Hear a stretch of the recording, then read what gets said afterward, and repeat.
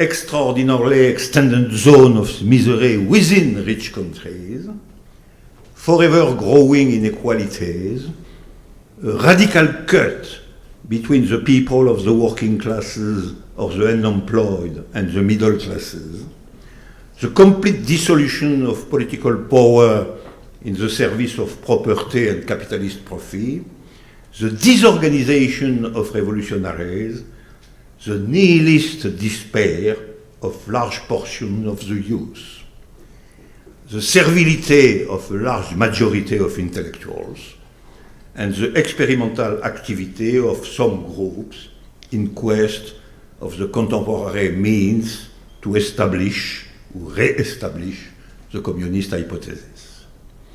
All these characteristics are very close to the political situation which was dominant in Europe in the middle of the 19th century.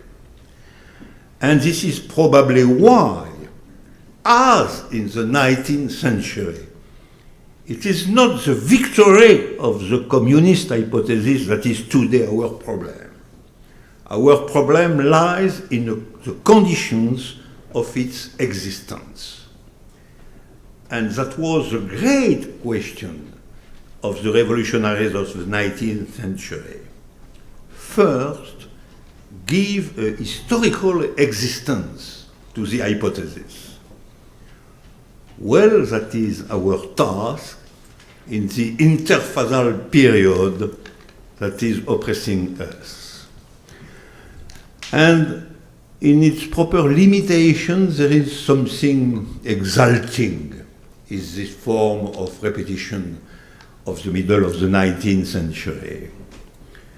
By combining constructions of thought, which are always global or universal, and political experimentations, which are local or singular, but universally transmissible, we must assure the new existence of the communist hypothesis in consciences and in situations. That is what we can do, and it is also what we must do. Thank you.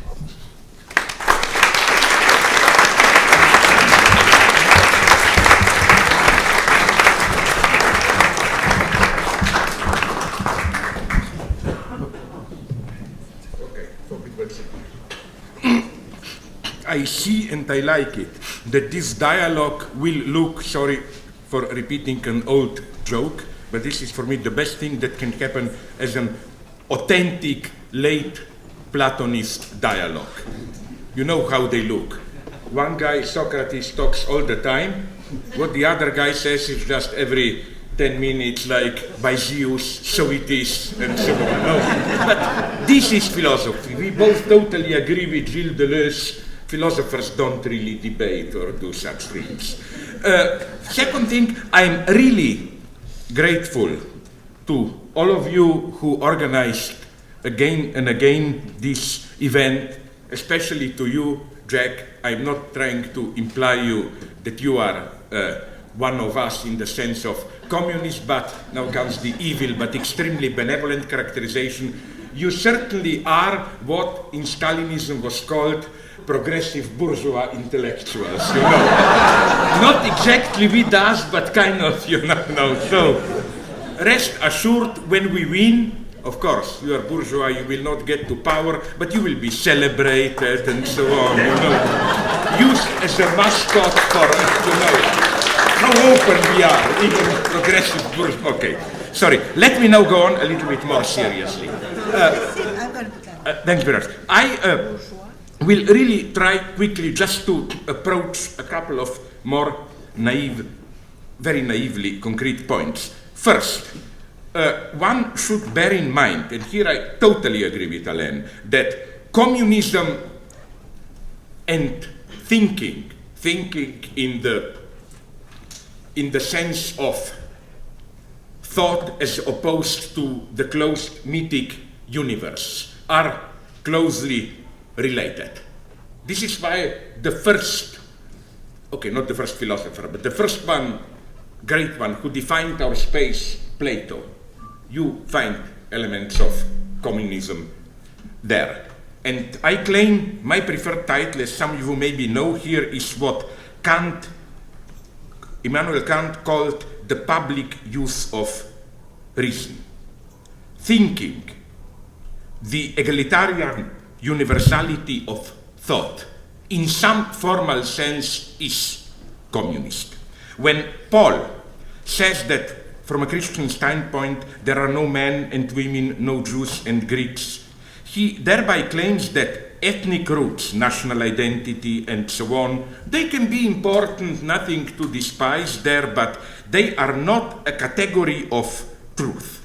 Or, to put it in Kantian terms, when we use reason, like nationalist poets or whatever, to do that, it's nothing necessarily dishonorable, but we precisely engaged in what Kant calls private use of reason. Namely, you know Kant's paradox here. He was even defining the public use of reason to refer to your terms in distance towards the state.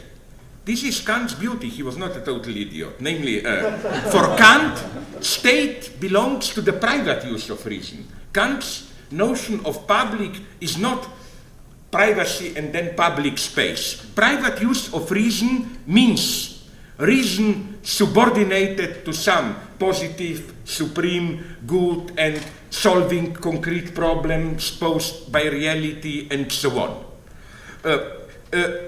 Why am I mentioning this? This, I think, has an extreme actuality today. Not so much here. You usually expect from us Europeans to engage in some cheap America bashing or whatever. You are here getting better, and I think Europe is getting worse. In what sense? Maybe some of you know that all around Europe now is happening something, a total catastrophe, educationally political, called Bologna University Reform of the Higher Education. I think the best way to condense what is happening there is to abolish public use of reason and reduce it to private use of reason. The way they formulate it, no, we have too much this abstract ivory tower universities. Universities should produce people who deal with concrete problems and so on. And I'm not saying that it's necessarily the vulgar capitalist frame, like, oh, you should be connected to business, although it is also that. It sometimes acquires even very stupid forms, like, for example, I was told by my friends in England that the New Labour, which was interestingly here much worse than Margaret Thatcher, the New Labour sent emissaries, blah, blah, blah. They worked a little bit in this pseudo-Jacobinic way, sending emissaries to put things locally in order. And the message to philosophy departments was, if you establish contact with private institutions, with companies, and then if you get money there, we will match it up with public money. And my friends, some philosophers, asked them, okay, but what can we do?